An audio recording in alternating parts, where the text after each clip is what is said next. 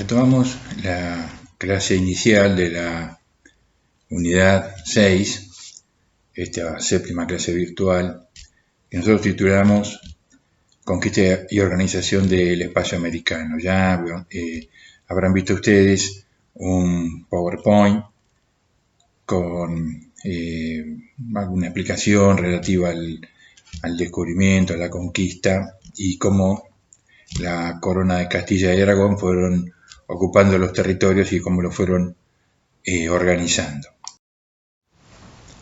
Ahora corresponde hablar de otras temáticas, por ejemplo, el sistema monopólico de comercio, el sistema de transporte de flotas y galeones que garantizaba ese control monopólico del comercio, las principales actividades económicas y algunas de las características sociales que se fueron estructurando en el periodo colonial en los distintos virreinatos, como se fue estructurando la corona.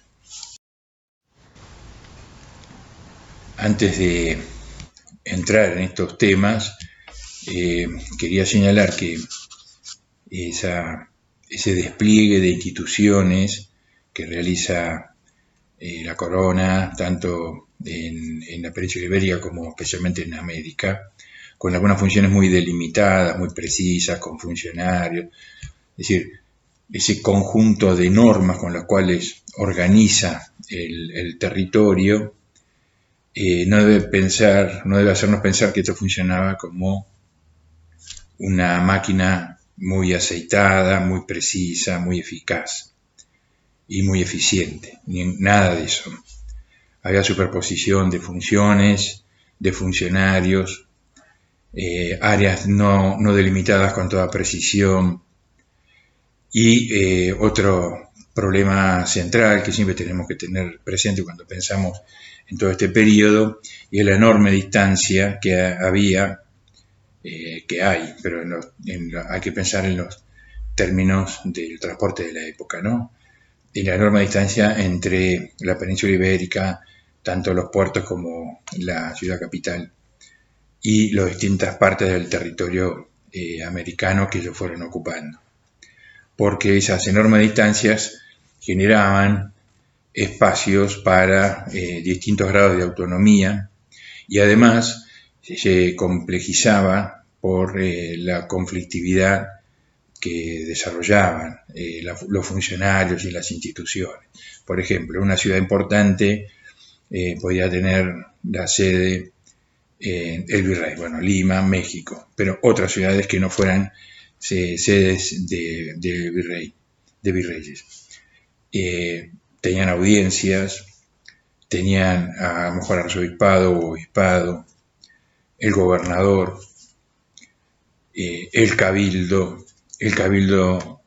secular, el cabildo eclesiástico, la estructura de la iglesia, las competencias que podían existir entre las distintas órdenes religiosas, dominicos, jesuitas, franciscanos, si además tenían una universidad o colegios mayores o, como se va a llamar, también universidades menores, ¿no? Es decir, aquellas que no tenían los estudios completos ni estatutos típicamente universitarios, sino que eran colegios de las órdenes, por ejemplo, el de los jesuitas en la ciudad de Córdoba, y que pedían y obtenían una autorización para expedir los grados universitarios. No eran verdaderamente universidades como nosotros hemos visto en la conformación durante el periodo medieval, con las 4 facultades: artes, medicina, teología y derecho. No tenían esa estructuración. Bueno, después verán el tema universitario con mayor detalle, ¿no? Pero incluso ahí también había conflictos entre particulares y las órdenes, porque los particulares podían llegar a impulsar la erección de estudios superiores o una universidad, y además los intereses de la corona. Entonces, el periodo que nosotros estamos viendo, siglo XVI, siglo XVII, está plagado, después también, ¿no?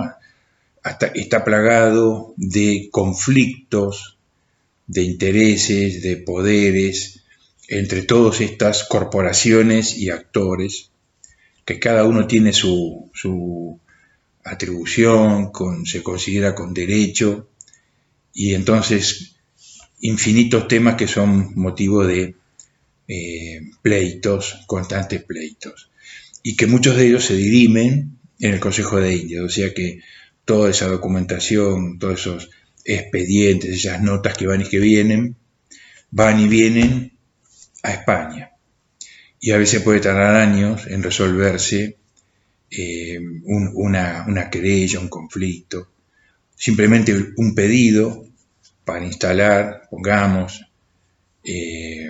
cierto tipo de estudios. Lo va a sufrir Belgrano eso, ¿no? Con la escuela de náutica, la escuela de dibujo. Bueno, ese es el clima realmente que se vive en este periodo. Esto para despejar si hubiera alguna duda sobre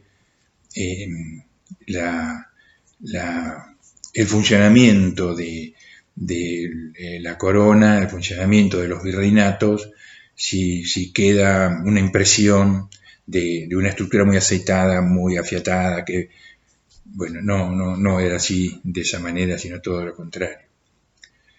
Bueno, esto era para despejar cualquier duda que pudiera, o cualquier noción que de nuestro punto de vista consideramos errónea sobre esta temática.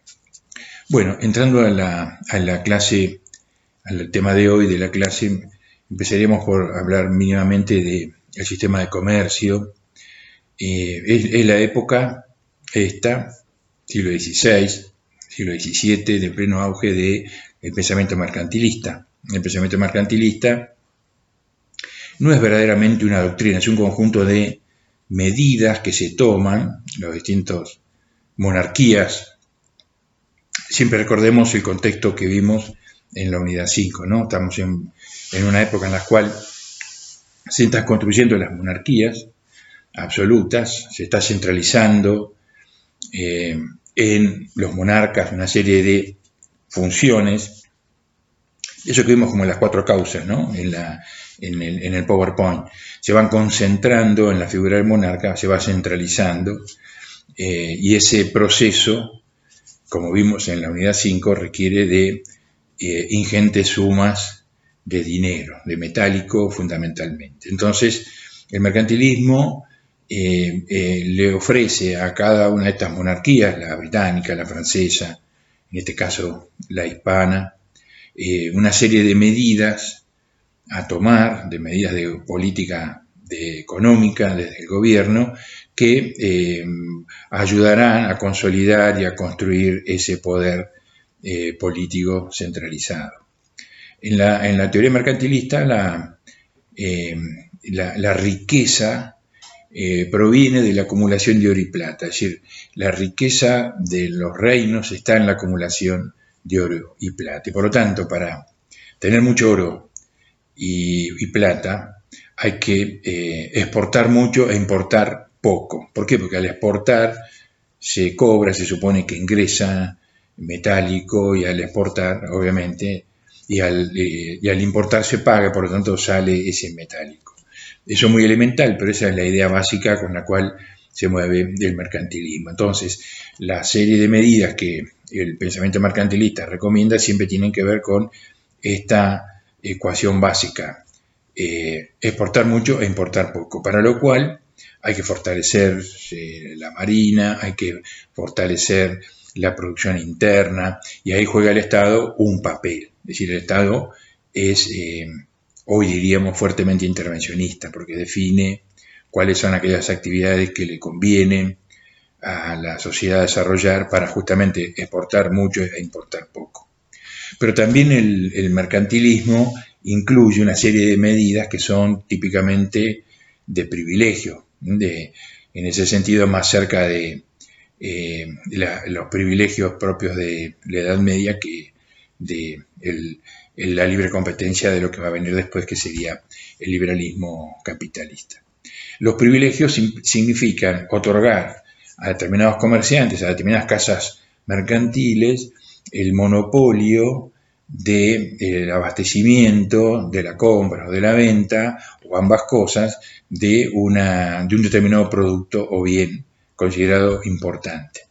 Y ese monopolio lo otorga la corona como una concesión y que cobra sus dineros, digamos, por otorgar esas concesiones, esos monopolios.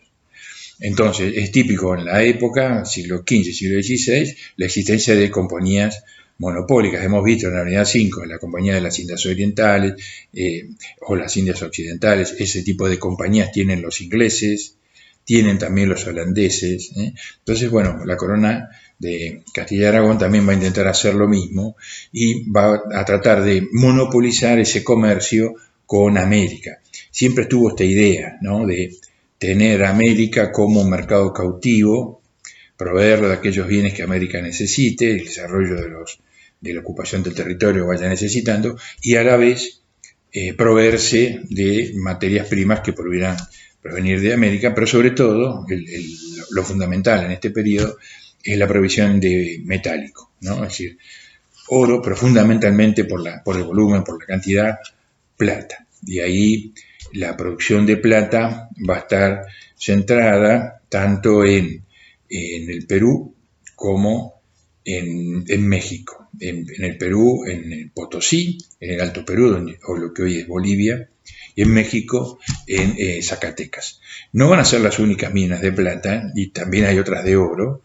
Hay muchas otras, tanto en el Virreinato del Perú como sobre todo en el Virreinato de Nueva España, en México. Pero estas dos son las más importantes, las que tienen vetas más importantes, más ricas, sobre todo la de Potosí, porque su metal es más puro, y eso es muy importante, ¿no?, la pureza del metal. Aunque cuando tiene impurezas también se puede aprovechar, pero requiere otros procesos y sobre todo otras inversiones. Vamos a ver que la minería de la plata, después vamos a hablar específicamente de la minería, pero la minería de la plata va a despegar en Potosí cuando encuentren el modo de refinar el metal, el mineral en bruto, se saca con la piedra, un proceso de refinamiento que va a ser mucho más eficaz, mucho más eficiente que el que se usaba hasta ese momento, sobre todo que el que utilizaban los incas, los indígenas, que también explotaban la plata. Bueno, entonces eso vamos a ver que cuando se logra otro método más eficaz, entonces despega la minería potosina, y entonces lo que vimos en la unidad 5, ese proceso de auge de la producción entre finales del siglo XVI y la primera mitad del siglo XVII en Europa, con un acompañamiento de la provisión de metálico para que haya moneda que permita generar y acompañar la producción con la circulación. Bueno, entonces, bajo esta conceptualización del monopolio, de los privilegios otorgados a compañías, a empresas que pagan por tener esos monopolios, a la corona, bajo ese concepto se organiza el monopolio comercial entre España, digamos, y los territorios americanos. Acá un pequeño excursus. Principio del siglo XVI, hablar de España no corresponde, es un anacronismo, pero bueno, si no tenemos que estar diciendo constantemente Castilla y Aragón, y a veces hablamos de los españoles, y en realidad deberíamos decir los enviados de Castilla, porque tampoco todos son castellanos.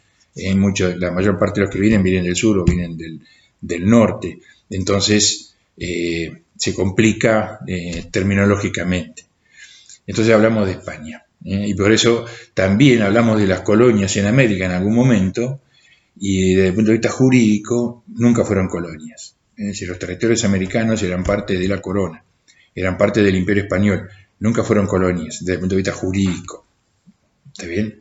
Incluso por eso los indígenas eran hombres libres, eran vasallos del rey, porque estos no eran colonias, era parte del territorio español. Por eso aprovechando este cursus, los nacidos en estos territorios van a ser españoles americanos. Si la identidad primera es la de español americano. Y después, ahí obviamente estamos diferenciando del español peninsular. También se habla de español y criollo, español americano es el criollo. Bueno, pero esa es la identidad. Eso es parte de esta conceptualización político-jurídica. Entonces, volviendo al sistema monopólico de comercio, consistía básicamente en asegurar el lugar de entrada y salida en la península ibérica, y esto va a ser en Sevilla, ¿sí? Sevilla, una ciudad que está en el fondo de una bahía del río Guadalquivir, no está sobre el mar. Entonces, los buques tienen que llegar, entrar al río y ahí ir hasta el puerto. Allí está la casa de contratación. Desde ahí se controla todo lo que sale, todo lo que entra, esas atribuciones que vimos que tenía la casa de contratación. Y correlativamente en el lado americano, el monopolio necesita pocos lugares donde se concentre ese comercio hacia la metrópoli o desde la metrópoli. Entonces esos lugares van a ser Veracruz, el famoso villa de Veracruz que funda Cortés en el inicio de su conquista de México, que será el puerto de ingreso al Virreinato de Nueva España, y para el lado del Virreinato del Perú, sobre el mar de las Antillas, Portobelo, que está sobre Panamá, y luego hay otros puertos también allí que tienen alguna importancia, como el caso de Cartagena, sobre América del Sur, obviamente en las Antillas, porque allí hay una serie de territorios, las islas que están ocupadas y que también tienen su comercio, pero bueno, las flotas de barcos mercantes que provienen de España entran por las Antillas y se van a dividir, una parte menor de cada flota va a ir a Cartagena o va a ir a La Habana o va a ir a Santo Domingo, pero la parte mayor de esa flota va a ir a Veracruz y va a ir a Portobelo. Cuando llega a Veracruz, obviamente entra a un circuito de comercio interno en Nueva España. Y en cambio, cuando llega a Portobelo, tiene que cruzar el Istmo de Panamá por tierra y embarcar nuevamente para llegar al Callao, el puerto de Lima, que esa es la terminal de este recorrido. Puede que también continúe, ¿no? Es decir, de Lima vaya hasta Valparaíso, el puerto de Santiago de Chile. Pero bueno, ese es el sistema, ¿no? Y para salir es exactamente lo mismo. Cuando la producción sale, se concentra allí en el mar antillano, en alguna de las islas antillanas. Las flotas pueden tener tiempo de espera allí protegidas, porque hay mucha piratería, ¿no? Entonces, en la zona de Puerto Cartagena puede ser que estén allí estacionadas esperando el momento oportuno para reunirse en las Antillas y de ahí salir directamente para Sevilla. Piensen esto, ¿no? Es decir, vamos a hablar un poquito de distancias y un poquito de tiempos. Un viaje desde la ciudad de Lima hasta Sevilla y de vuelta son 28.000 kilómetros. Pongamos 14, 28.000 kilómetros.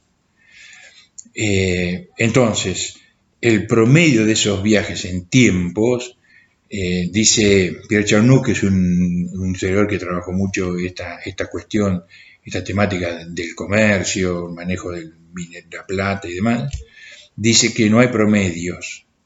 Puede tardar ese viaje ida y vuelta desde las Antillas a Sevilla, ida y vuelta, entre casi 7 y 8 meses, más o menos, y puede ser que tarde 5 años. ¿Está bien? ¿Se entiende? Es decir, no hay promedios. Y ha habido viajes muy rápidos de 5 meses y viajes que tardaron 5 años. ¿Por qué? Bueno, por tormentas, por conflictos distintos, por piratería, por averías, etcétera, etcétera, etcétera. Los etcétera son extensísimos. ¿Sí? Entonces es un tránsito bastante azaroso entre Europa y América en ese momento. Y ese tránsito es azaroso por varias razones. Primero, cuestiones climáticas. Segundo, las características de las embarcaciones. Tercero, la piratería, ¿no? Y cuarto, la experticia de los navegantes. Recordarán cuando digo esto de la experticia de los navegantes que una de las tareas de la casa de contratación era formar los pilotos, a realizar investigaciones científicas, tratar de establecer las mejores posibilidades, los mayores conocimientos posibles para dar a la navegación la mayor seguridad. Pero bueno, eso no se logra de un día para otro y entonces lo que organizan es un sistema de flotas que vienen custodiadas por barcos de guerra, los llamados galeones, una embarcación muy eficaz de la época, y entonces se habla del sistema de flotas y galeones. Salía 2 veces por año desde España y volvía, pero volvían juntos desde América. Había una diferencia de meses en el viaje entre uno y otro, pero acá se esperaban, porque los galeones en general lo que transportaban eran barcos de guerra, pero lo que transportaban era oro y plata, el metálico iba ahí. Y este sistema de flotas y galeones era muy lento, porque un buque para navegar esos 8 meses que le podía ser real, de tiempo real en el agua, digamos, viajando entre el ir y venir, unos 8 meses aproximadamente, podía estar 4 o 5 meses esperando en los puertos, esperando que carguen, esperando que se forme la flota, esperando para salir.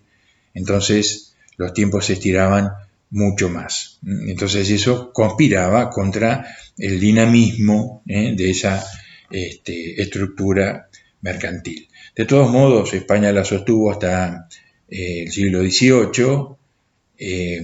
Dice Chaunú que el 90% del transporte del comercio entre ambas partes se realiza a través del sistema de flotas y galeones, y recién va a tener una intermitencia por la guerra con Gran Bretaña en el siglo XVIII, que lo pone en una situación conflictiva para la navegación, y después va a ser retomado. Luego, con las reformas borbónicas del siglo XVIII, habrá una disolución del sistema y tomará cada vez más importancia lo que existió siempre, que era el navío de registro. Es decir, un barco, una embarcación que se suponía que tenía mayores posibilidades de eludir la posibilidad de enfrentamientos con piratas. Cuando digo piratas me estoy refiriendo a piratas y a piratas con bandera, ¿no? Los británicos, por ejemplo, que tienen patente de corso. Patente de corso es, van a medias con la reina, con la corona. La mitad de lo que roban es para el pirata y su gente, y la otra mitad es para la corona británica. El famoso roba para la corona viene de ahí. Sir Francis Drake, un famosísimo pirata. Sir Francis Drake, el famosísimo pirata. Bueno, entonces, un solo barco podía tener más posibilidades de pasar desapercibido, poder escapar, y eso existió siempre. El barco de registro, el navío de registro, también estaba vinculado con el monopolio, y muchas veces no, con otro fenómeno que vamos a apenas mencionar, pero que también es muy importante, que es el contrabando. Pero bueno, estos navíos solían llegar a un puerto, decir que tenían una avería, le permitían entrar el buque al puerto para reparar la avería, ya que bajaban toda la mercancía que tenían, la vendían toda, reparaban rápidamente la avería y se volvían a ir, con alguna mercadería también que pudieran haber obviamente con la complicidad de quienes debían controlar todo eso, ¿no? Es decir, el sistema de flotas y galeones fue permanente, tuvo distintos niveles de eficacia y durante el siglo XVII, en los periodos en que la corona estaba con esa importante crisis financiera que la llevó a vender tierras, a vender cargos consejiles, cargos de las audiencias, como vemos en el PowerPoint, también se veía perjudicada por el contrabando. Es decir, el contrabando es bastante más importante en ciertos tramos del siglo XVII. Entonces, ¿para qué organiza el sistema de flotas y galeones? Bueno, porque es la manera de transportar que le garantiza a la corona la mayor seguridad respecto de mantener el monopolio.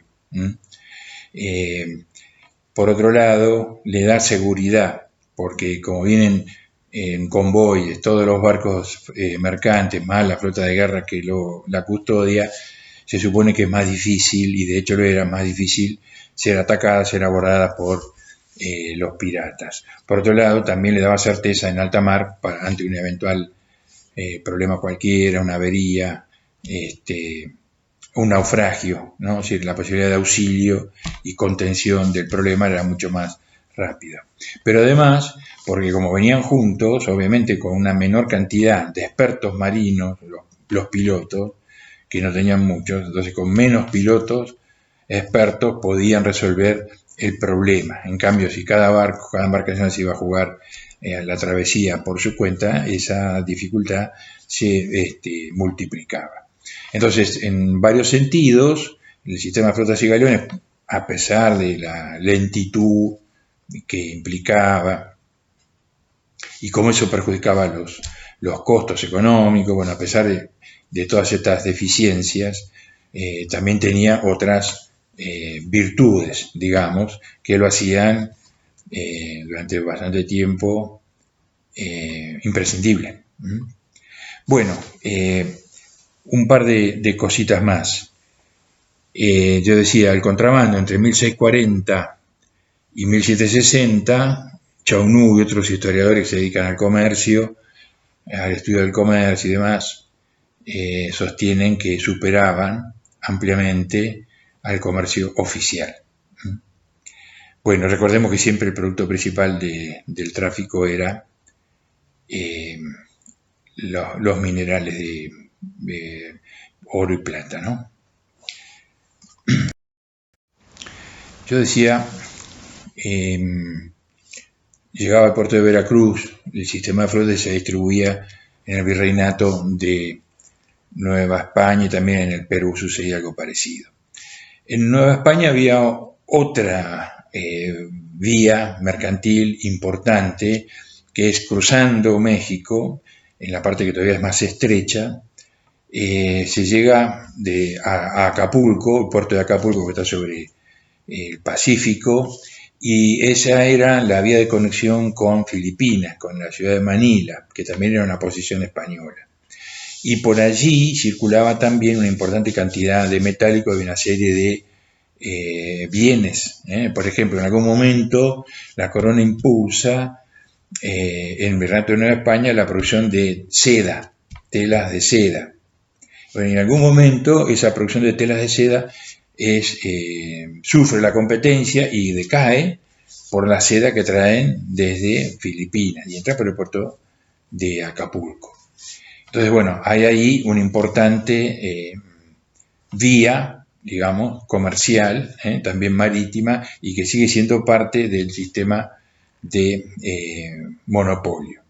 Ahora, una vez dentro de cada uno de los virreinatos, brevemente voy a señalar del virreinato que nos abarcaba lo que es nuestro país hoy, ¿no? El virreinato del Perú. Había todo un circuito interno, un circuito mercantil interno. Yo señalaba en la clase anterior que Lima, que era una corte, llegó a tener 30.000 habitantes. Entonces, y habitantes con mucha presencia de las clases poderosas en la ciudad. Por lo tanto, allí había un cierto poder adquisitivo, una capacidad para consumir bienes de lujo, y entonces desde Lima salía por tierra caravanas que conectaban con el Cusco, con Potosí, y después bajaban hacia lo que es nuestro territorio, en las distintas ciudades, Salta, Tucumán, Córdoba, y llegaban hasta Buenos Aires. Recordemos, bueno, Buenos Aires era un rancherío, ¿sí? Recién empieza a tomar cierta importancia a partir de la creación del Virreinato del Río de la Plata. ¿tá? Buenos Aires es básicamente, en esos años, un puerto que hace dos cosas. Exporta cueros, que es la única producción importante en la región, digo, producción importante en el sentido de exportable, ¿verdad? Y contrabandea sobre todo metálico, la salida de contrabando del metálico potosino. Bueno, el viaje de Lima a Buenos Aires tarda aproximadamente 3 meses por tierra, lo cual obviamente encarecía muchísimo el precio de toda la mercancía, de todos los insumos, de todos los artículos de consumo que iban hasta Lima. Y es importante tener en cuenta que este circuito interno de comercio estructura una serie de relaciones económicas, sociales y también políticas. Y va a ir surgiendo, y esto no es particularmente para Buenos Aires, digo, para todo el Virreinato del Perú, pero en Nuevo México también podemos encontrar algo parecido, va a ir surgiendo una estructuración de los territorios desde el punto de vista económico, y obviamente eso implica también social, pero desde el punto de vista económico va a ir estructurando estos territorios alrededor de algunos núcleos centrales, que son mercados demandantes de productos. Uno, como ya señalamos, era Lima, y el otro va a ser Potosí. Potosí llega a tener a mediados del siglo XVII, en el momento de su producción en esplendor, 130.000, 160.000 habitantes, dicen otros, y Potosí es un cerro pelado, es un cerro y no hay nada absolutamente como abastecer a esas 130 o 160.000 personas que vivieron en algún momento ahí en Potosí. Por lo tanto, hay que abastecerla de todo lo que es alimentos, vestidos, bebidas, mobiliario, pero también de las herramientas y otros insumos necesarios para la producción minera. Todo eso proviene del entorno potosino. Entonces, la región de Buenos Aires, de la región litoral, Buenos Aires, Santa Fe, parte de Córdoba, van a producir mulas.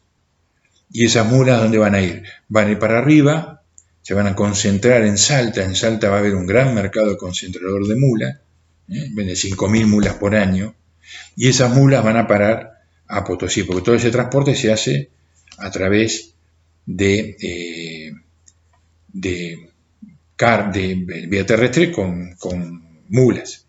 Y entonces va a ser una zona productora de ganado mular, y ese ganado va a ir a ser consumido allí en Potosí. Entonces hay una gran dependencia económica de esta región, y así cada una, ¿no? A medida que avanzamos desde Buenos Aires, subimos, pasamos por Córdoba, pasamos por Santiago, por Tucumán, por Salta, bueno, en cada una de esas regiones hay algún tipo de producción que obviamente abastece localmente, pero también entra en este circuito interregional y que provee de artículos de madera, de carretas, de productos textiles, esos obrajes que hablábamos, que ahora vamos a ver, obrajes con mano de obra encomendada, por ejemplo, y que producen, y esa producción tiene una salida que es básicamente Potosí o algún otro de los grandes centros consumidores, ¿no?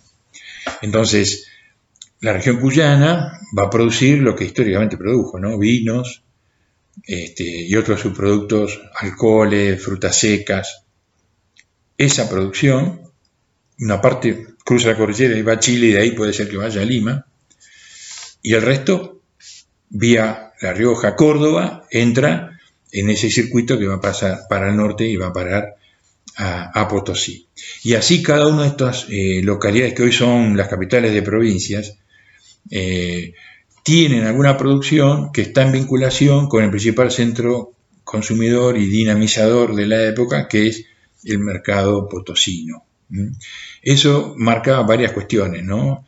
Una es cómo se organiza, cómo se estructura el territorio en función de estos núcleos más dinámicos de la economía del periodo que llamamos colonial, por un lado. Por otro lado, cómo va generando el surgimiento de, podemos decir, burguesías mercantiles y algunas ligadas a la producción, vinculadas territorialmente con este núcleo potosino, y luego hay que pensar en el impacto de la Revolución de Mayo, cuando la Guerra de Independencia comienza y el Alto Perú queda en manos de los españoles, de los que quieren mantener el vínculo con España, para ser más preciso, ¿no? Los españolistas, digamos. Entonces Potosí, que es el principal centro consumidor para todas las provincias, para todas las localidades de lo que es el Río de la Plata, queda del otro lado. Y Potosí, que es el principal generador o abastecedor de plata, y de plata monedada, digo, queda del otro lado. Entonces, no solamente se pierde el principal centro de consumo, sino que además se corta el financiamiento. Ese es uno de los dramas que va a enfrentar la Revolución de Mayo en la primera década, entre 1810 y 1820 aproximadamente. Y esto viene de esa estructuración. Toda la economía está mirando, el único lugar del virreinato que no mira hacia arriba decidida y únicamente es Buenos Aires, porque mira para el puerto.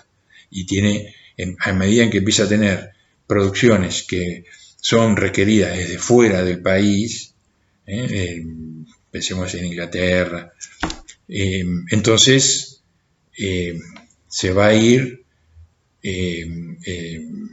orientando cada vez más firmemente hacia el Río de la Plata y el mar Atlántico.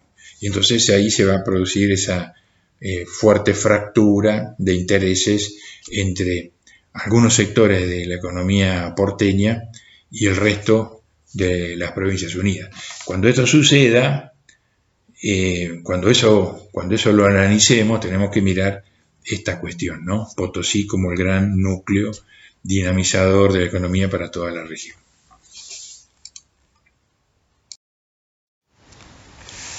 Bueno, considerando las actividades productivas, la principal de las actividades productivas era la minería. En principio porque esta actividad minera generaba lo que era el símbolo de la riqueza en aquella época. Recordarán cuando hablábamos de cómo conceptualizaba el mercantilismo, el poderío del reino, donde estaba la producción de valor. Estaba en la acumulación de metálicos, de metales preciosos, oro y plata. Y entonces las minas de Zacatecas y las de Potosí, que empiezan a ser explotadas casi en simultáneo, Potosí 1545, al año siguiente Zacatecas, estaban proveyendo justamente a esa concepción mercantilista, ¿no? La estaban sosteniendo. Pero fundamentalmente porque de ahí provenía la principal fuente de ingresos de la corona, el llamado quinto real, un quinto de toda la producción limpia que se generaba en la minería en América era para el rey. Después el resto entraba dentro de los circuitos de producción y de consumo y de circulación propios de la economía. Pero el quinto real era el objeto fundamental de la política de la corona. Entonces, 1545 en Potosí, me voy a centrar básicamente en Potosí por la importancia que tiene para nuestra región, pero no es muy distinto. Hay algunas diferencias con Zacatecas y las vamos a señalar someramente. En Potosí comienza el proceso de explotación por parte de los españoles. Los incas tenían una producción de plata, se reconocen unos 6.000 hornos que fundían. Lo que pasa es que eran pequeños y de muy poca eficiencia. Sus sistemas eran hornos de piedra y arcilla y no tenían mucha capacidad de producción. Es más, mucho mineral quedaba, mucha plata quedaba dentro de, sin poder ser utilizada. Los españoles cuando comienzan a trabajar a partir de la experiencia de los indígenas, pero rápidamente en México descubren la técnica de la amalgama, utilizar mercurio para hacer una amalgama con el polvo de mineral en donde viene la plata, y se produce una amalgama, se separa la plata del resto de las impurezas y después se separa la plata del mercurio. Y eso permite obtener plata pura. Eso se descubre en México, se patenta en México hacia 1550 aproximadamente, en 1572 se empieza a utilizar en el Potosí. Entonces, al poco tiempo de haber empezado con la minería, la técnica de la amalgama produce una gran revolución técnica que permite multiplicar la producción. Esto se potencia en Potosí por el descubrimiento de minas de mercurio en Huancavelica, que permite abastecer rápidamente a Potosí, y entonces ya ahí no hay esa traba para la expansión de la producción. ¿En qué consiste la organización de la producción? Por un lado hay una fase que podríamos llamar extractiva, que consiste en la extracción del mineral, que es la piedra. Eso se hacía a través de socavones en la mina, de distintos metros de profundidad. Cuanto más baja es la altura de la mina en relación a la altura del cerro, ¿no? Más profundos eran los socavones, porque había que entrar más y más dentro de la piedra. Los túneles eran aproximadamente de 2 metros por 1 y algo, o sea, no eran demasiado grandes, y la explotación estaba en manos de pequeños concesionarios, digamos que serían empresas privadas pequeñas.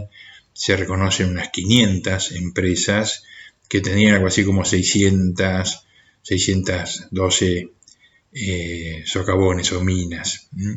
Esas empresas no tenían ninguna más de 50 trabajadores, o sea que realmente tenían la dimensión de la pequeña empresa.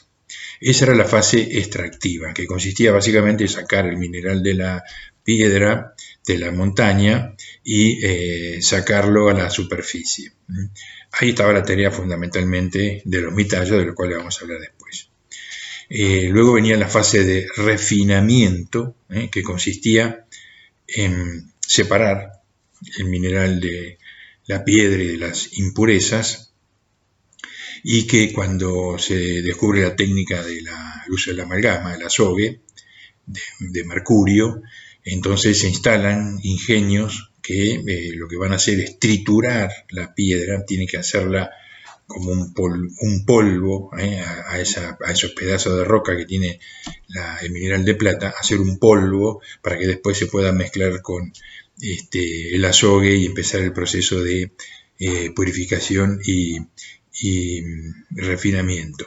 Cuando esto sucede, esos ingenios van a utilizar unas máquinas trituradoras hidráulicas, para las cuales se construye en el cerro unos 20 lagos artificiales con compuertas y un sistema de canalización, de manera tal que con ese movimiento de la masa de agua se genera la energía hidráulica que permite hacer funcionar a las trituradoras de los ingenios. Entonces, una vez triturado, se hace el proceso de amalgama, de refinamiento. Y ahí pasamos a la tercera fase, que es la de la circulación, que consiste básicamente en tomar los lingotes de plata y llevarlos a la seca y producir las monedas. Y a partir de ahí, la circulación hacia los puertos, a las capitales, a las ciudades capitales, a los puertos y a la circulación mercantil.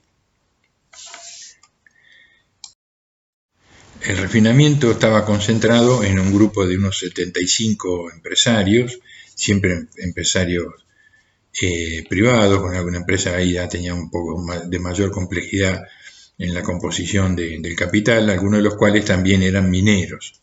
Y ellos tenían que entregar el mineral que producían a un grupo de empresarios llamados azogueros de azogue, ¿no? Que eran los que compraban el mineral, compraban la plata y la vendían luego en las secas para que se hiciera el proceso de acuñación. Es decir, si lo miramos, es un proceso en el cual hay una concentración empresarial, en la base productiva es más ancha, unos 500 empresarios mineros, pero pequeños empresarios, y a partir de ahí se va estrechando en cada una de estas fases el número de empresarios y la concentración de capitales cada vez mayor. De hecho, los azogueros, que eran los que compraban a los refinadores y luego vendían a la seca, también jugaban un papel de financistas, es decir, eran los que facilitaban el crédito a los otros escalones del circuito productivo. Entonces, el auge minero se da básicamente entre mediados del siglo XVI y 1630, o sea, de 1550 a 1630 aproximadamente. Luego hay una crisis, sobre todo pensando en Potosí y en Zacatecas también.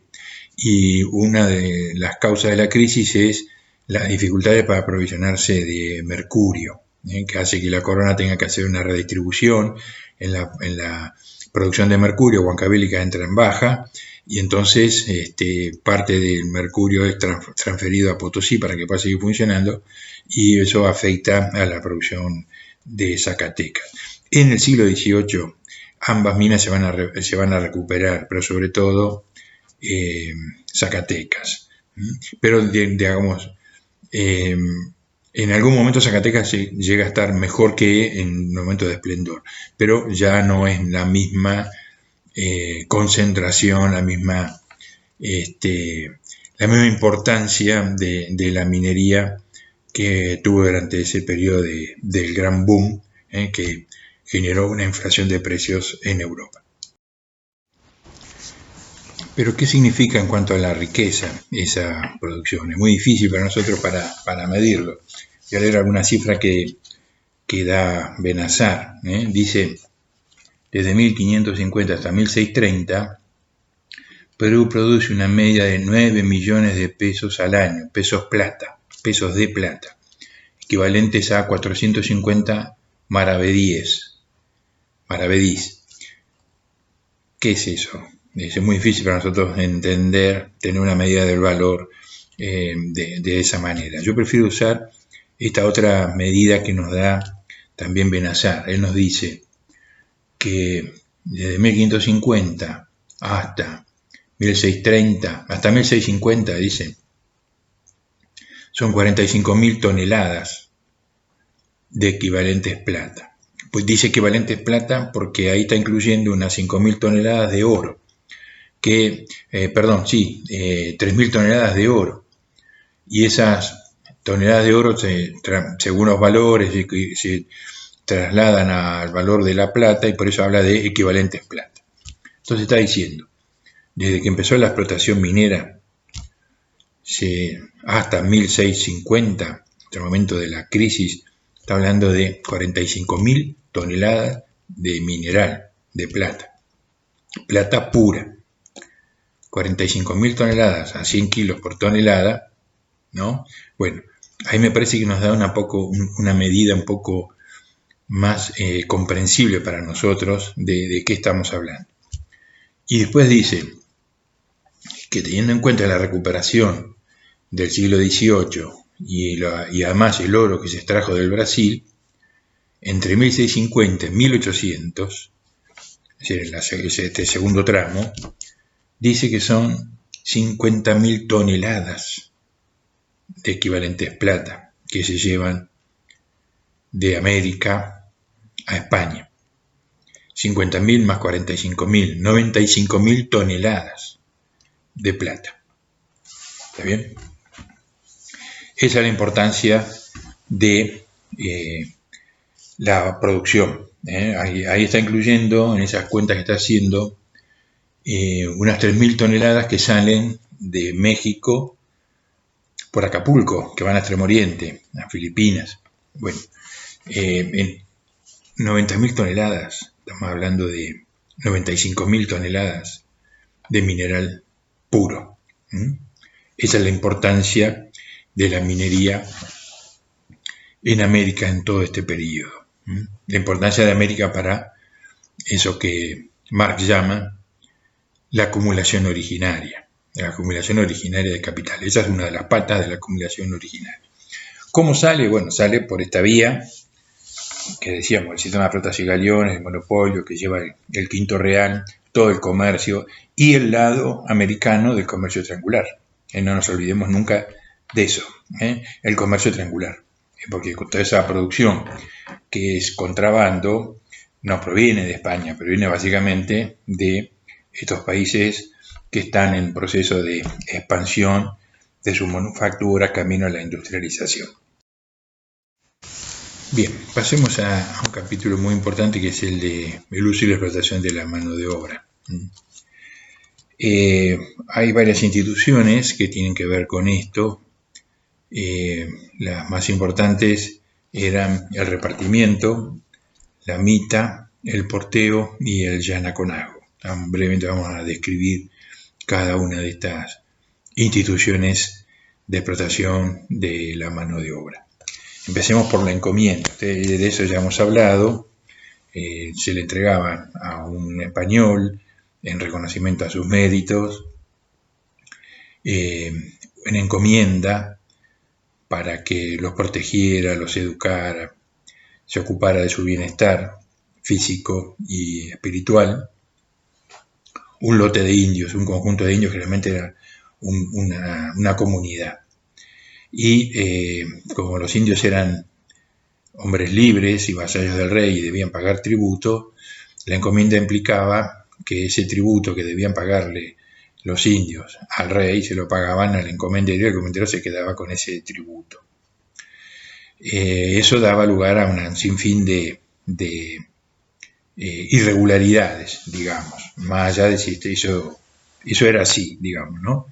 Entonces, las irregularidades podían ser que el tributo era mucho mayor, que además del tributo se le exigían otras prestaciones de trabajo que para el propio encomendero, o el encomendero alquilaba a sus indios encomendados para que trabajaran para otro, aquí, obviamente él cobraba el alquiler, es decir, una cantidad de irregularidades. Una de las más comunes era que sobre todo las indias eran obligadas a trabajar en obrajes textiles.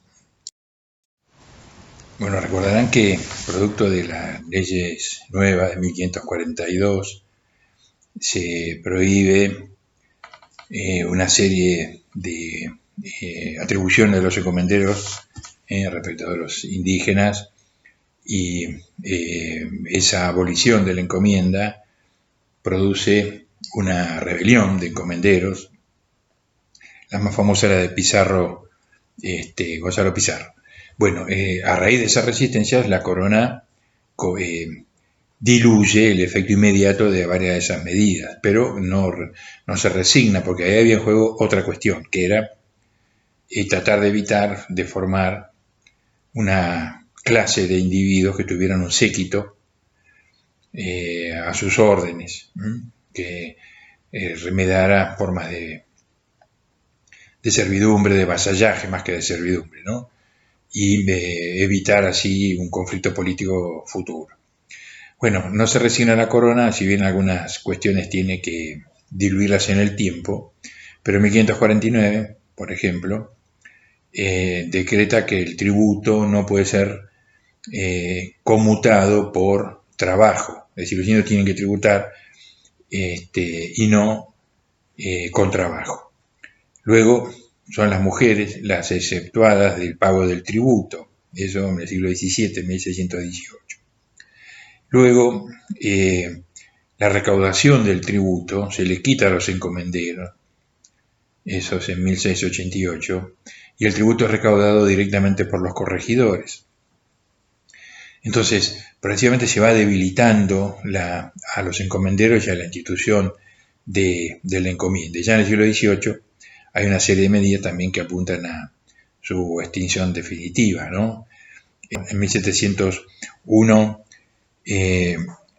no se acepta que las encomiendas de encomenderos que residan en España.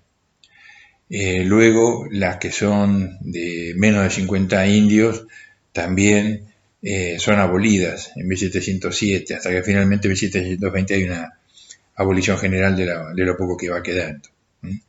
Bueno, pero desde el punto de vista de la mano de obra, la encomienda era la sujeción a un español de una cantidad de trabajadores que al ser quitados progresivamente de la esfera de incumbencia del encomendero, quedan en disponibilidad, digamos, como mano de obra asalariada, porque no olvidemos que los indígenas son hombres libres. La otra institución económica realmente importante es el repartimiento, como se lo conoce sobre todo en Nueva España, en México, o mita, también algunos le llaman repartimiento mitayo. En el Virreinato del Perú, el nombre que toma es mita, porque mita es una palabra quechua que quiere decir turno. Se trata de un turno de trabajo, es una institución muy antigua en la zona andina, es preincaica, y era parte de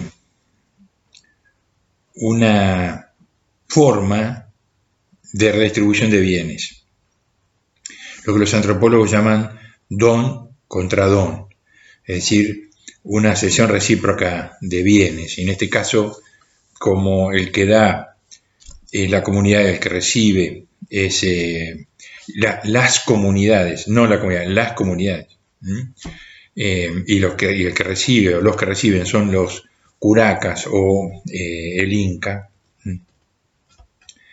Es mucho más lo que reciben que lo que da, obviamente. Pero ¿qué es lo que da el inca o el curaca? Tienen que, una de las funciones de la jefatura de la comunidad, que sería el curaca, es la de proveer a la comunidad en los momentos de crisis o de escasez. El curaca también tiene sus propios depósitos y esos depósitos están abiertos para asistir a la comunidad, a las viudas, a los huérfanos, a los que necesitan, a los que están enfermos, y en los años de malas cosechas o distintas problemáticas que pueden afectar la alimentación. El curaca está obligado a hacer eso. Y también la estructura mayor que sería el incario, ¿no? Entonces, por esas ceremonias, esos acuerdos o pactos de dar y recibir, de ese don contra don, los curacas, el inca, reciben, y así como reciben, redistribuyen. Hay una ida y vuelta de esa circulación, hay una circulación de esa fuerza de trabajo o de lo que esa fuerza de trabajo produce. Entonces, la mitad era un turno de trabajo que periódicamente le tocaba a las comunidades, generalmente en lo que podríamos llamar obras públicas. Recordemos que el incario estaba atravesado, pues le llamó Camino del Inca, que comunicaba absolutamente todo el imperio y que a una jornada de caminata había un tambo. Un tambo era hoy diríamos una posta, digamos, ¿no?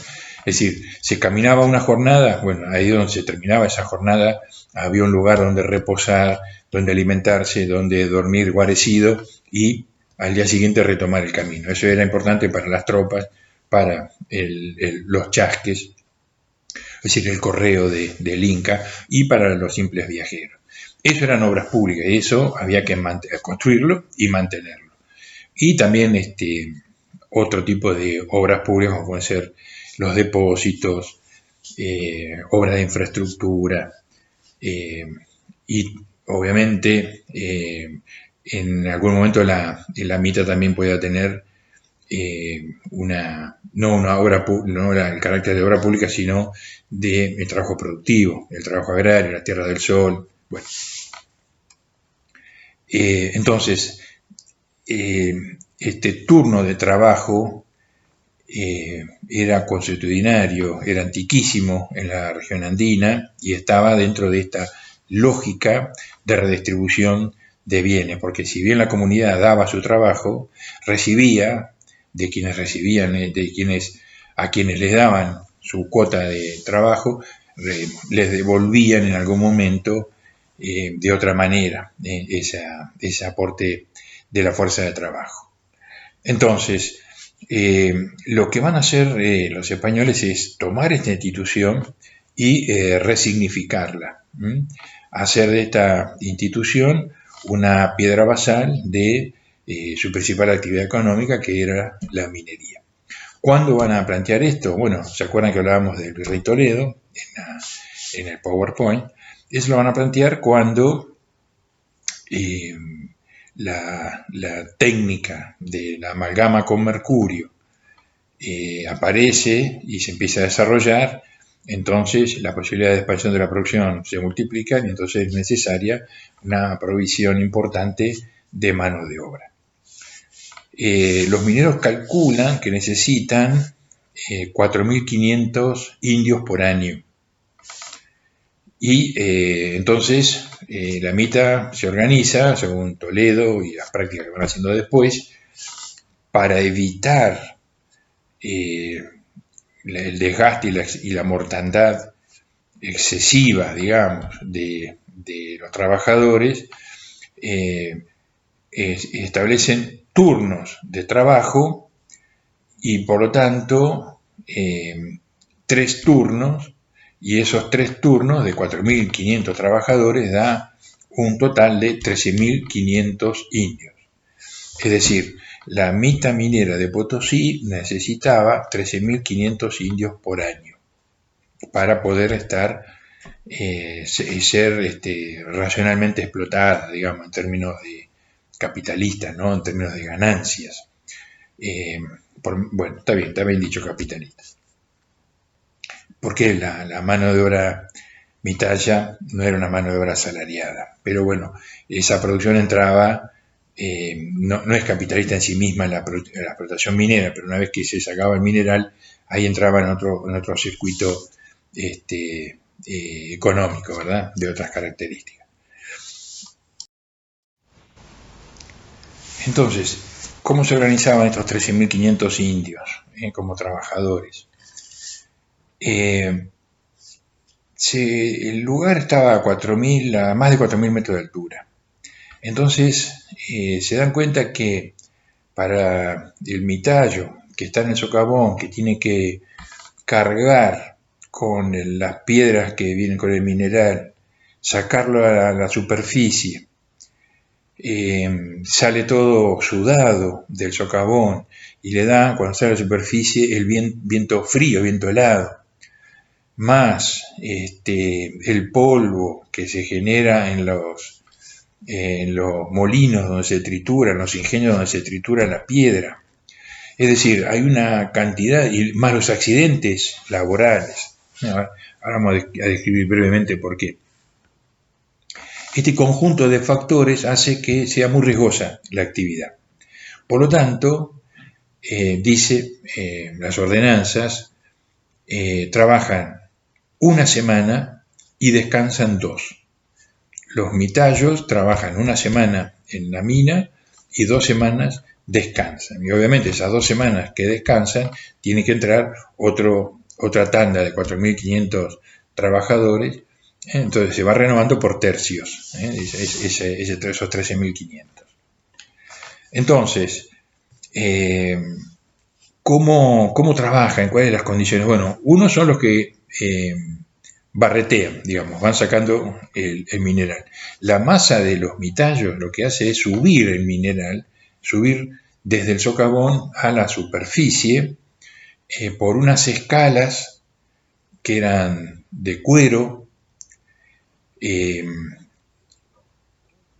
Tomaban una bolsa de cuero donde ponían las piedras, lo cargaban sobre la espalda, lo sujetaban sobre el pecho, algunos dicen que sobre la frente, y con esa bolsa que tiraba para atrás tenían que subir por esa cuerda, por esa escala de cueros que eran como unas cuerdas muy inseguras, en hileras, y se iluminaban, el que iba adelante se iluminaba con una vela para poder ver por dónde estaba subiendo. Bueno, en esas condiciones que se producían enormes accidentes. En este sentido tenemos un testimonio, una denuncia que hace un empresario minero en 1585, Luis Capoche. Es un documento que se conoce como la relación, el título larguísimo que habla de las condiciones de vida y de trabajo allí en Potosí. Dice Capoche: normalmente se les baja muertos y a otros con las piernas y las cabezas rotas, y todos los días hay heridos en los molinos. Podría decirse que hay más sangre que metal.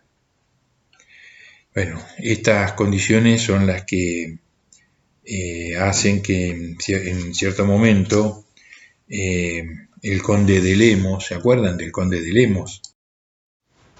Aquel virrey del Perú que, entre otras cosas, perseguía la prostitución, bueno, y que había hablado también en términos parecidos a lo de Capoche, de las condiciones del trabajo de los mineros, que había dicho aquella frase: no es plata la que se lleva a España, sino sudor y sangre de indios. Bueno, el conde de Lemos, en 1670, reunió a la Junta de Lima para proponer una reforma de trabajo que fuera hacia el trabajo asalariado, el trabajo libre, y le aplicó una gran multa al corregidor de Potosí porque no cumplía con las ordenanzas, y llegó a solicitar a Carlos II la abolición de la mita. Abolición de la mita que va a llegar. Fíjense qué interesante. En 1719, Felipe V, ya estamos con los Borbones, ¿no?, decretó la abolición de la mita. El Consejo de Indias había preparado el documento y lo firma, pero no sale de España. La mita continuó. Y continuó hasta 1812, en que las Cortes de Cádiz, la Revolución Liberal, digamos, en España, producen la abolición de la mita. Bueno, antes ya lo había hecho la Revolución de Mayo, ¿no? Volviendo a Toledo, cuando él organiza por su ordenanza la mita, él tiene en cuenta de no enviar, por eso organiza los turnos, eso que decíamos antes, no enviar a los indios de las zonas más tropicales, de los valles, a trabajar allí a la montaña, a la zona de los climas helados, porque se da cuenta que no iban a aguantar las condiciones del clima, iban a morir de una manera tremenda. Entonces, parte de esa reglamentación es la siguiente: todos los varones entre los 18 y los 50 años están obligados a hacer este turno de mita, este turno de trabajo. El traslado, en teoría, es pago el traslado es pago, pero lo debe hacer acompañados de sus familias y establece las provincias que están en los alrededores del Cerro de Potosí como las provincias mitayas. Las 16 provincias mitayas están alrededor de la zona de Potosí porque un poco coinciden con esa característica geográfica y climática. También establece que ese turno de trabajo por un año, con esa rotación de una semana de trabajo y 2 semanas no puede volver a repetirse hasta 7 años después.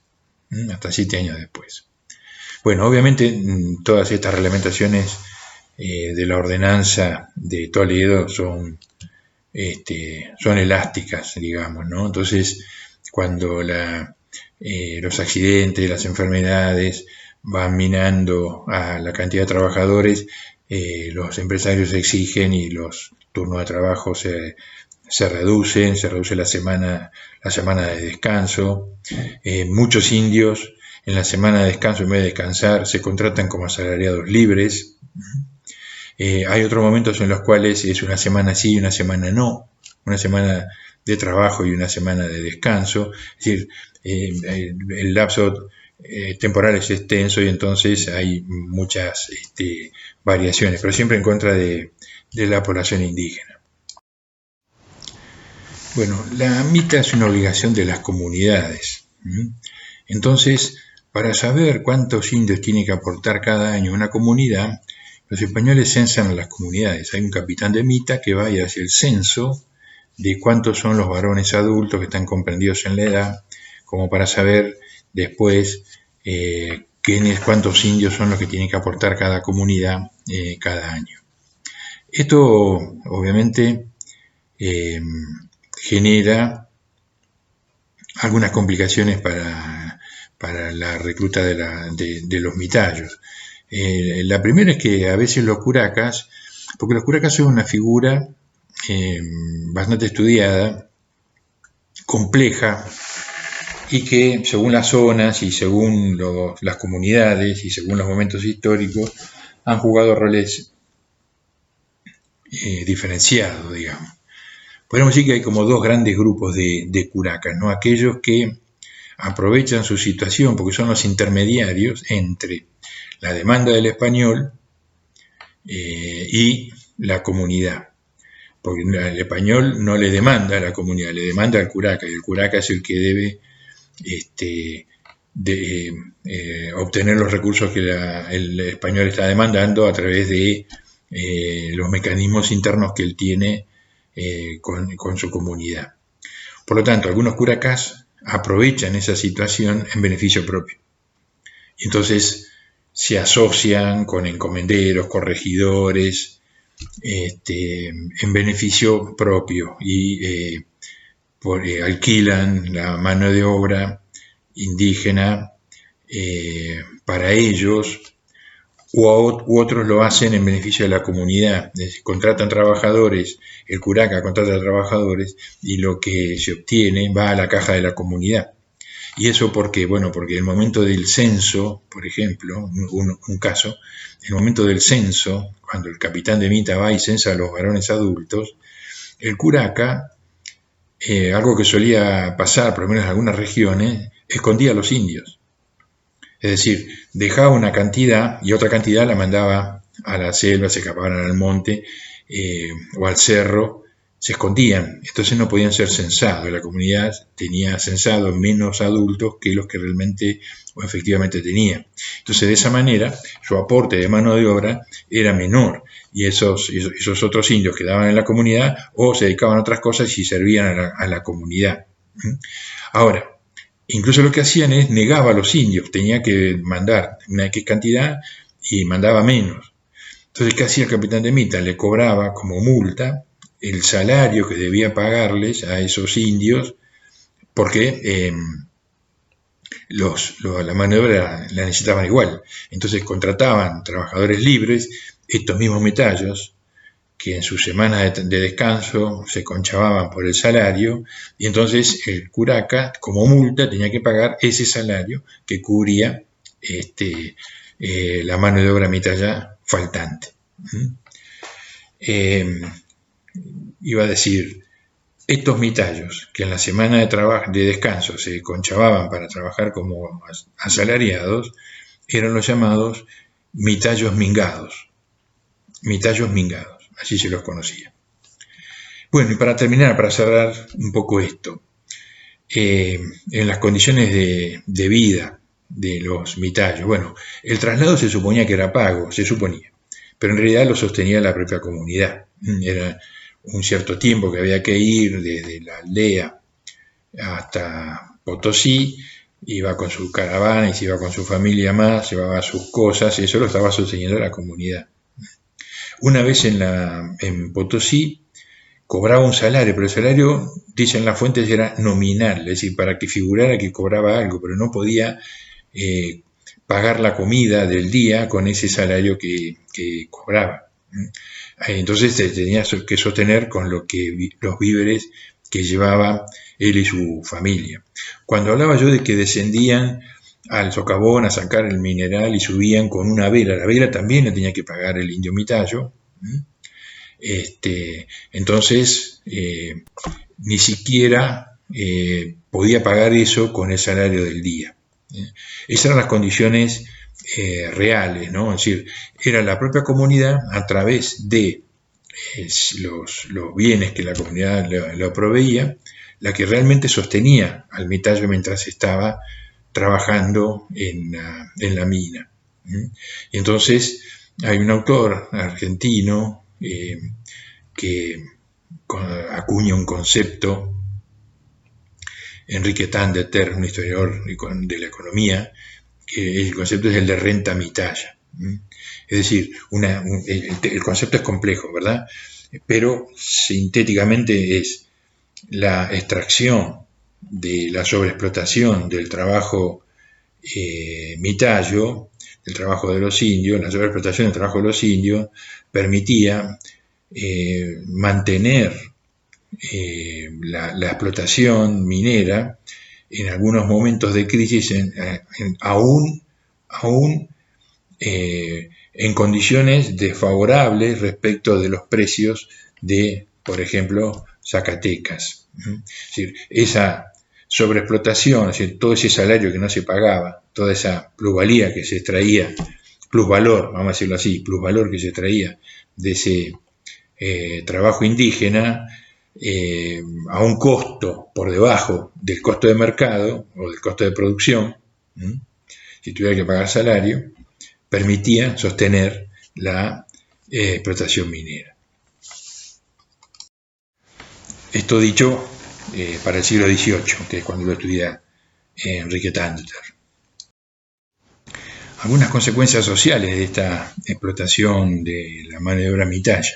Por un lado, por supuesto, la mortandad. Hay cifras de todo tipo. Lo que se advierte es una caída demográfica en las provincias mitallas, pero no solamente por la mortandad, sino por los movimientos de población que se generan.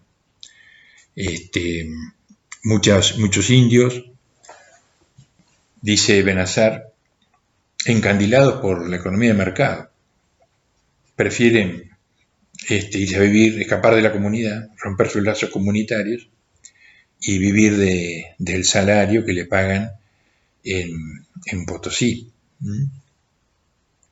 Y igual esto es parte de un fenómeno más general, ¿no? Además de la mortandad, de muchos indios que entran en la categoría de llanas, que es la otra condición de institución económica que vamos a hablar enseguida. Porque al irse de la comunidad se perdían todos los derechos, pero también todas las obligaciones que eso implicaba, ¿no? Y evidentemente la presencia de los españoles había cambiado las condiciones de vida en las comunidades e incluso las relaciones internas dentro de las comunidades.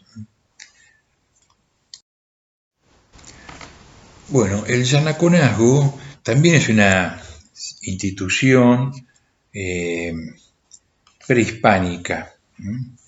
Eh, Significaba que ese indio, el yana, y el yanaconazgo era el vínculo al cual estaba sometido. El yana era un indio que no pertenecía a la comunidad y tenía una relación de servidumbre con un señor. En general era con la nobleza del Incario, pero también había curacas que podían tener indios llanas.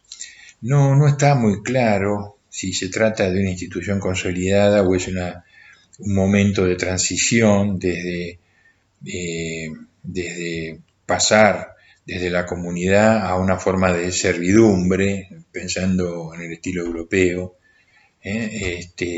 Pero bueno, los indios llanas existían y también los españoles aprovecharon esa institución y muchos indios salían de las comunidades y preferían entrar en una relación de yanaconazgo con un señor español que era de por vida. La única ventaja es que cuando el español, su amo, moría, no se transfería el vínculo a la familia, no era heredable esa relación.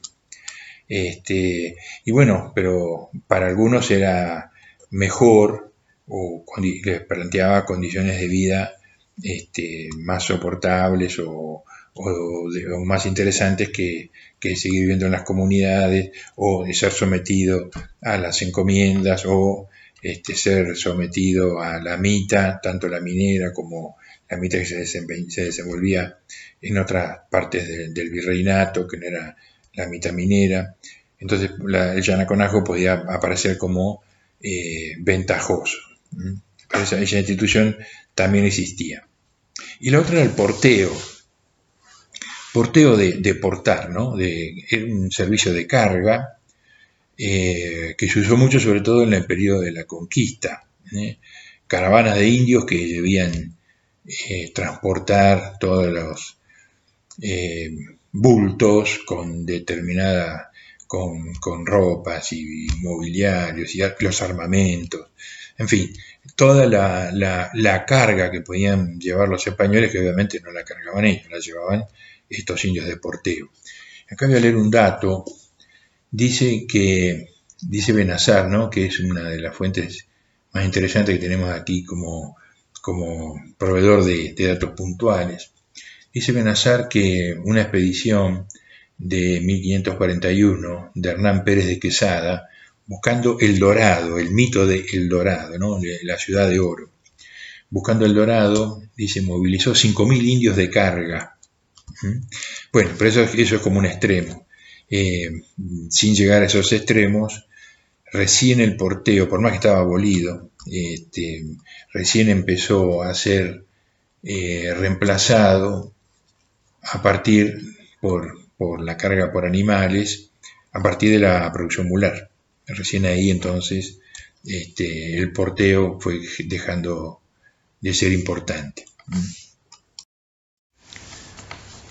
Bueno, y para cerrar este bloque temático ligado con las cuestiones económicas, hablábamos de la empresa minera como la principal empresa de los territorios americanos, todo el periodo de ocupación hispana, pero las otras dos importantes eran la hacienda y el obraje. La hacienda como una explotación agrícola, que en su versión ganadera era la estancia, por ejemplo en América del Sur.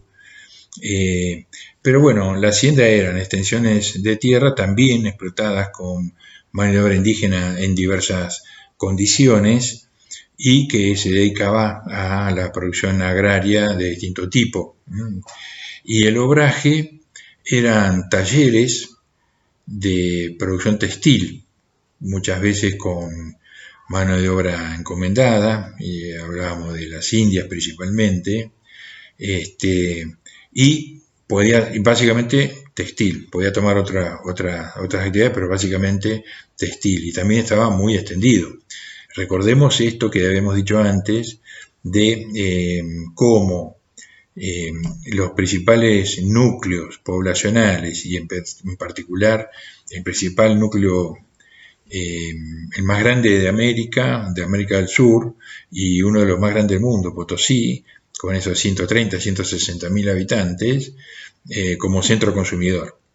Entonces, todo lo que se consume allí viene de afuera, o lo traen los indios cuando llegan los mitallos, o porque no alcanza para todos eso, o se compra y se trae de afuera. Entonces hay toda una gran producción artesanal, textil, de la madera, de las bebidas, el vino y demás, de alimentos, de producción de herramientas, todo eso viene desde afuera. Y eso siempre se hace con mano de obra indígena. Es cierto que no toda la mano de obra indígena es encomendada o mitalla. Crecientemente, a medida que las medidas que va tomando la corona, por ejemplo, para reducir la encomienda, fructifican, va creciendo el porcentaje de mano de obra indígena que es asalariada. También hay algunos otros asalariados y hay mano de obra esclava. La esclavitud africana es importante y cada vez es más importante a partir de la caída demográfica, eso ya lo hemos comentado, sobre todo en la zona centroamericana, en las Antillas, el Caribe, en el Brasil, pero también en el Río de la Plata va a haber esclavos. Las estancias jesuíticas en el sur de Córdoba, por ejemplo, se explotaban, las estancias ganaderas se explotaban con mano de obra esclava, eran esclavos africanos. Bueno, entonces decía, la hacienda, la estancia y el obraje.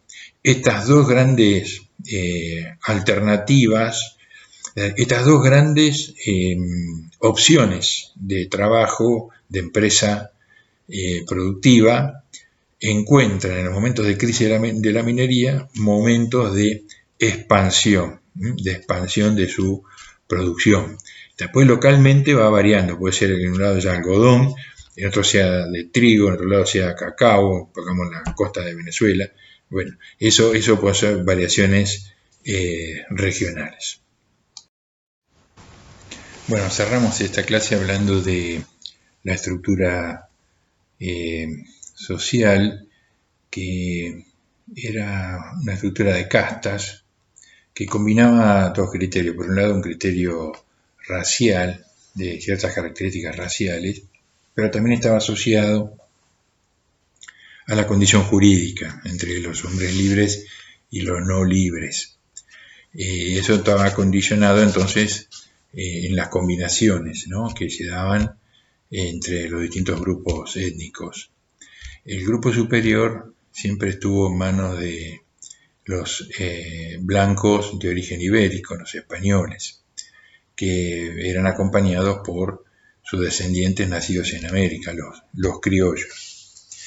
Y también se asimila a ese grupo superior, por lo menos desde el punto de vista legal, a los mestizos, hijos de español e indio. Habitualmente era del español con India, a los mestizos que eran legitimados, o sea que el padre los reconocía, y entonces estaban legitimados y pasaban a ser considerados parte de la élite blanca, aunque en muchos casos fueron perdiendo poco a poco muchos de los derechos y atributos que tenían los blancos. Por ejemplo, no podían recibir encomiendas, se les prohíbe en algún momento el acceso a la milicia. Luego de este grupo de élite vienen los grupos de indios, aquellos indios que tienen por caciques a hidalgos, es decir, a la nobleza indígena, que va a persistir, va a perdurar. Los títulos de nobleza indígena van a continuar siendo reconocidos por la corona hasta la sublevación de Tupac Amaru en 1781. A partir de ahí, entonces, se produce una abolición de los títulos de nobleza, la corona no reconoce más a los hidalgos indígenas. Luego vienen varios grupos diferentes de mezclas, digamos, ¿no? Por un lado los mestizos que no están legitimados, aquellos que no son reconocidos por el padre, los mulatos, que es la cruza de negro y blanco, normalmente es una mujer, otra vez, habitualmente es una mujer blanca, una mujer negra y un hombre blanco, y el mulato puede también ser esclavo. Si el padre es negro, puede llegar a ser esclavo. Si el padre blanco no lo reconoce, puede heredar la condición de la madre. Y luego los negros libres, mulatos y negros libres junto con los mestizos no legitimados y los llamados pardos en general. El pardo normalmente era, se le llama pardo a todo otro tipo de mezcla, pero la que da origen a la denominación es la cruza entre negro e indio. Y finalmente, en el escalón inferior de esas castas, están los esclavos negros. Esto es desde el punto de vista legal. Desde el punto de vista de hecho, de lo que pasaba en la realidad, si bien esto siempre es cambiante según regiones y épocas, los blancos continúan siempre a la cabeza de esa estructura de castas, los blancos españoles, por debajo sus descendientes criollos, por debajo los mestizos, sobre todo los mestizos legitimados, luego mulatos ambos y negros libres, mulatos ambos y negros libres. En el escalón por debajo vienen los esclavos negros y por último los indios. Está hablando de una estratificación de hecho. Es decir, los indios en el escalón inferior.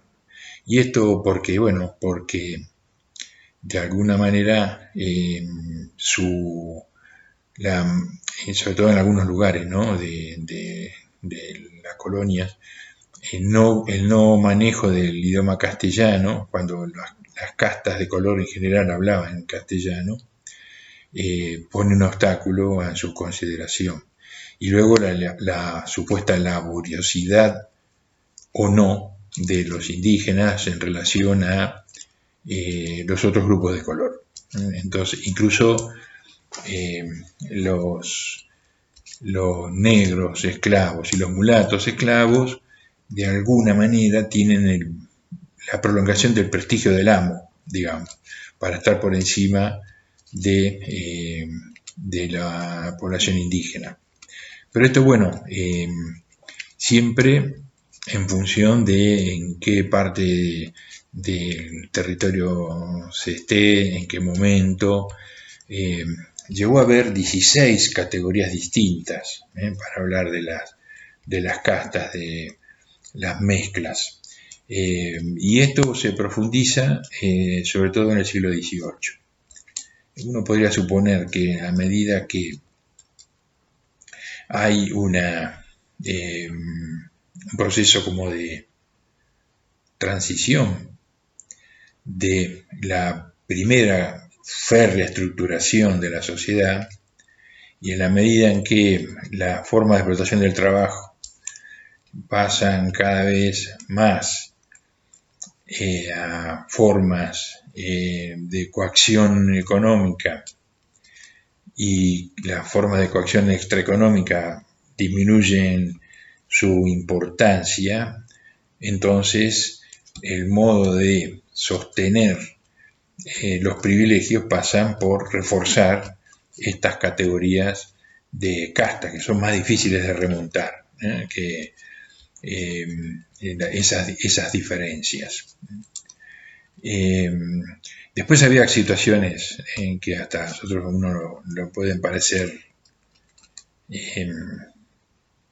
llamativas, ¿no? Por ejemplo, un mulato, una persona mulata, que hijo de blanco y negro, que puede ser el padre blanco, lo más habitual, la madre negra. Si ese mulato o mulata volvía a cruzarse sexualmente con un blanco, entonces tenía de las 4 partes de sangre, tenía 3 blancas, entonces era un tercerón. Y si ese tercerón volvía a cruzarse con un blanco sexualmente, y entonces su descendiente era un cuarterón, porque tenía 4 partes de sangre blanca. Y si volvía a cruzarse con un blanco, el descendiente era blanco. No, aclaremos que no alcanzaba a tener 4 partes de sangre blanca para ser blanco, había que tener un extra, ¿no? Bueno, pero si un cuarterón tenía descendencia con un blanco o blanca, pasaba a ser blanco nuevamente. Lo mismo pasaba con los indios. Si quedaba en un octavo la sangre indígena, después de sucesivo de ser mestizo y cruzar con blanco sucesivamente hasta llegar a un octavo de sangre indígena, entonces también pasaba a ser blanco. Y había nombres muy extraños. Salto atrás, por ejemplo, ¿no? Un mulato se cruzaba con un negro o negra, el descendiente era un salto atrás, porque iba a ser más negro y menos blanco. Tenía 3 partes, en vez de ser un tercerón, era un salto atrás. Bueno, esta era la forma de estructuración de la sociedad a partir de estos criterios. Dicen los eruditos en esta temática que en algunas regiones esto era más laxo y en otras era más férreo. ¿En dónde era más férreo? En donde había fuertes contingentes de población indígena. ¿En dónde era más fuertes contingentes de población esclava de origen africano? ¿En dónde era más laxo? En donde no había esas proporciones altas de población indígena o de población esclava de origen africano, y que además coincidía con una sociedad más abierta, producto de tener un puerto y vinculaciones más dinámicas con un mundo otro distinto del local. Por ejemplo, Buenos Aires. Entonces, sea como sea, estas categorías además daban, a los que estaban vinculados con alguna forma de esclavitud, no, pero a los indios daban ciertos derechos, ciertas obligaciones, eximían de ciertas obligaciones, la población mestiza, por ejemplo, que no tributaba. Bueno, este era el factor de aglutinamiento de la sociedad. Bueno, con esto cerramos esta clase que pretende ser una continuidad de la primera que dimos sobre esta temática, como un PowerPoint comentado, que ya recibieron, y además el Power también comentado que da origen al trabajo práctico sobre los debates acerca de los justos títulos.